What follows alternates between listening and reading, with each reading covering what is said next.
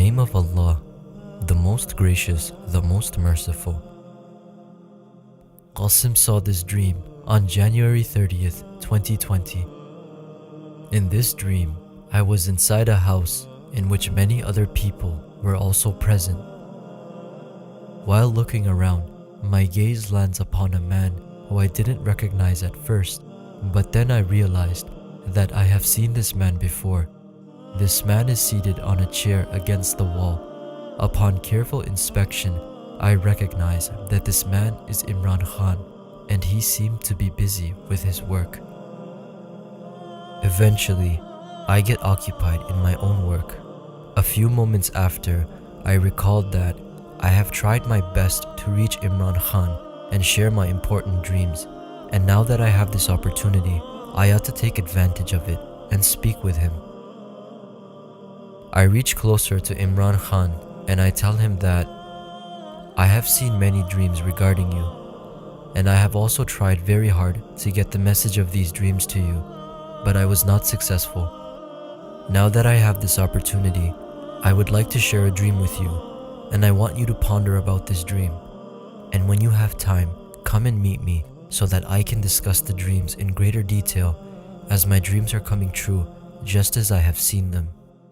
I narrate that on July 25th, 2018, a night before the elections, I saw in a dream that you are elected as Pakistan's Prime Minister, but you struggle and fail to fulfill the promises you had made to the people.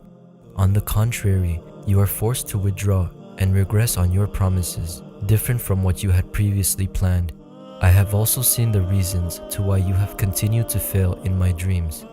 After saying this, I step back and suggest that contemplate about what I have said to you, and when you get a chance, take some time out to meet me. I then move away and it eventually gets dark.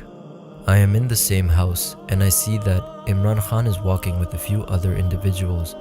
Upon seeing me, he approaches me and asks me, "So, tell me, what dreams have you seen?" I tell him, "Take some time out of your schedule and give me adequate time so that I can properly explain these dreams to you in detail." In that moment, I notice that he is not taking much interest, so I start explaining a little more of my dreams. I revealed that I have had more dreams about you. For instance, I've seen that the people surrounding you do not let you work, give you incorrect advice, and misguide you, and they report incorrect information regarding the progress of their work, when in reality, the opposite is happening in Pakistan. Within your party, there are opposing members who have formed internal rifts and groups, and the coalition members are also pressurizing you. I also state that I have not made up any of this information. I have seen all this in my dreams and have uploaded my dreams as I saw them on YouTube on earlier dates. If you wish, you can verify this information yourself. And I have also seen in my dreams that Osman Buzdar will cause the most damage to your party and hurt its reputation. Upon hearing this, Imran Khan realizes that I have proof for what I say, and he starts taking more interest in the dreams. He proceeds to further discuss with me. He asks, "What other dreams have you seen?" Nearby in the room, I saw 2 chairs, and we both sit on these chairs as I begin to explain my dreams to him. I say that in the dream I saw on July 25th, 2018, I see that you have become the Prime Minister of Pakistan, but you encounter many difficulties and problems that you are unable to fulfill your promises. Internal party rifts, grouping, and pressure from the coalition also hinder your activity, and you become fed up of these circumstances. You also say, "Why are these people not letting me work properly?" Nevertheless, aside from these things, the most detrimental action that you have done was when you bowed down to prostrate to the shrine in Pakpatan, as it was shirk. And remember that you yourself said that you will not bow down in front of anyone except Allah. Upon hearing this, Imran Khan interrupts me and states, "No, I did not prostrate to a grave. I just kissed the floor, and people have taken this incorrectly and propagated against me." I responded by saying, "No. 2 days after you had prostrated, I saw another dream in which I was shown that even if someone bows, like performing a ruku, in front of anyone else except Allah, that person has also committed shirk. Recall that you yourself used to say, Iyaka na'budu wa iyaka nasta'in, and just to become the Prime Minister, you bowed down in front of someone other than Allah. This is the reason why you no longer have Allah's help, and you have also not repented or asked for forgiveness for your actions. I also saw in another dream that you prioritize on addressing the greater issues in Pakistan and reduce the current account deficit. In doing so, you forget to focus on the increasing prices and inflation, which increases abruptly and reaches a point in Pakistan where you are not able to control it despite your many efforts. In this situation, the citizens of Pakistan and the opposition advise you that the economy is falling and not functioning correctly, but you ignore them and only trust the people you are surrounded by. I have also uploaded this dream on YouTube at an earlier date. With regards to Usman Buzdar, I saw this dream in 2014 that you and your party members are traveling on a truck. The driver of this truck is not experienced and has not driven a truck before. I warn you that this driver is not suitable for the job and your truck is important. That person will crash your truck somewhere, to which you dismiss my warning saying, "No, this driver is good.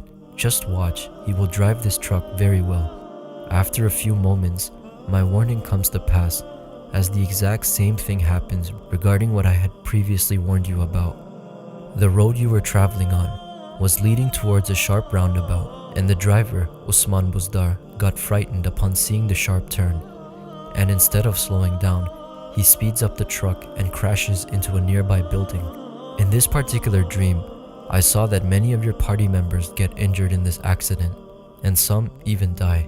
In 2019, in another dream, I was shown that this truck driver is in fact Usman Buzdar, and he is accompanied by another person in the driving seat. Now you can examine your own situation and see that this dream has come true, as you cannot replace this driver, nor can you continue to rely on him. Also recall that when the elections were near, you began to fear in your heart that what will become of you if you do not win this election and not become the Prime Minister of Pakistan. You were also fearful and worried when your party did not win enough seats to form a government. Thus, you were forced to form a coalition government. I was shown all this in my dreams, and I was also shown that you should not have formed a coalition government.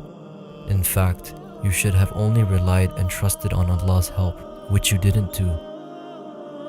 Upon hearing this, Imran Khan responds back, "The government cannot be formed unless you have a majority of the seats."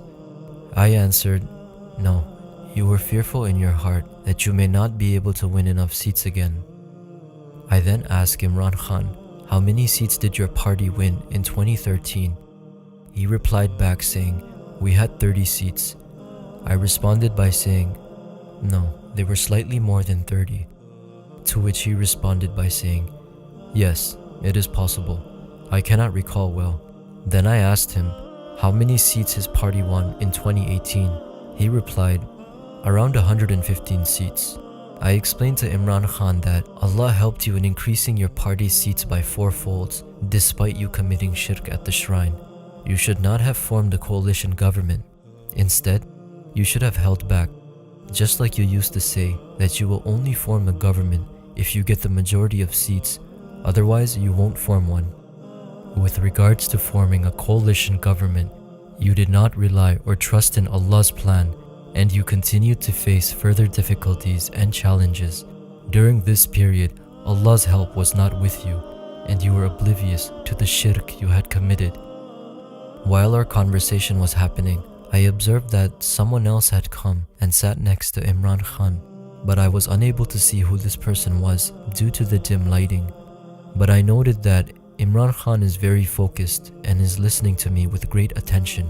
Then I tell Imran Khan that if you had trusted Allah and had not formed a government, as you had said, then the opposition would have set up a coalition government. This would not have gone well with the public, and the citizens of Pakistan would have increased their trust, respect, and resolve for you, as they had not experienced your governance yet. Eventually, the true face of the opposition and their failures would have come to light in front of the public, they would have realized that the same people have returned to governance, have caused a rise in inflation, and the public would have witnessed their misconduct and the implementation of law and order. This would have given you the opportunity to recall the election, resign from the assembly, and reset the government with an increased support from the people and their added trust. Perhaps during a re-election, you would not get the simple majority, but you would get around 2/3 majority. Nonetheless, you did not trust in Allah, and your iman and faith weakened. Reluctantly, you compromised and formed a coalition government. Now, instead of the opposition being critiqued, your governance is critiqued. You should see what the common Pakistani today has to say about your government's failures. What have you achieved? What respect will you have if you lose your government today, or if the chief minister of Punjab is changed, or if something else happens? People will remember you as the worst prime minister in the history of Pakistan. They will recall your story, saying, once there was Imran Khan who came and made many great promises, but alas, he failed miserably. At this point, I see that Imran Khan is listening to me very attentively and concludes that the way this person is talking about me is unlike anything I have heard from anyone else before, and he expresses his content with a smile. I tell Imran Khan that I have made many attempts to find a way to reach you and share these dreams with you. I shared my dreams with everyone else and even gave a message to those closest to you, but everyone turned me down. If only any of those people had shared this message with you, you would not have been in the difficulties you face today, and even now, you have an opportunity to fix your situation. Imran Khan then asks me, how can all this be fixed? I respond and say, first and foremost, you should provide subsidies to the people of Pakistan. Reduce prices on basic food items, reduce taxes, reduce price of fuel and electricity, and give support with funds to the most impoverished. If you continue doing this for 3 to 4 months, you will see that the people's opinion about you will change. The people will be relieved with the low prices on basic items, the reduced taxes, and improving conditions of their businesses and earnings. In doing this, you will garner the trust of the citizens of Pakistan, and after 3 to 4 months, you should break the government assembly. Since the citizens of Pakistan will trust you more, when the elections are held again, it is likely that more people will vote for you, and you can possibly form the government again with a majority. Once you have a majority government, there is no chance for anyone to stand against you, such as the likes of Pervez Khattak, who is pressurizing you with his threats of breaking apart with his group.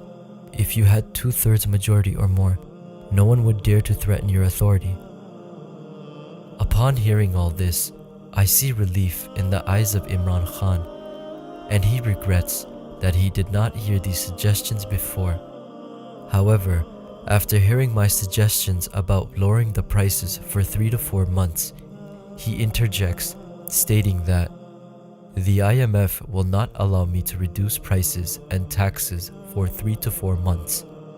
I respond by saying, don't be afraid, you are still worried about what the IMF will do and the kind of pressure you will encounter on an international level. You should repent and ask for forgiveness for the shirk you have committed and place your trust solely in Allah. The IMF can't do anything. At most, the IMF will stop giving you further loan funding. What else can they do? But if you do not trust in Allah's plan, you will not be successful. Imran Khan pays great attention to what I have to say, and he expresses relief in hearing the resolution, but he also regrets that he had not heard about my dreams earlier. And the dream ends there.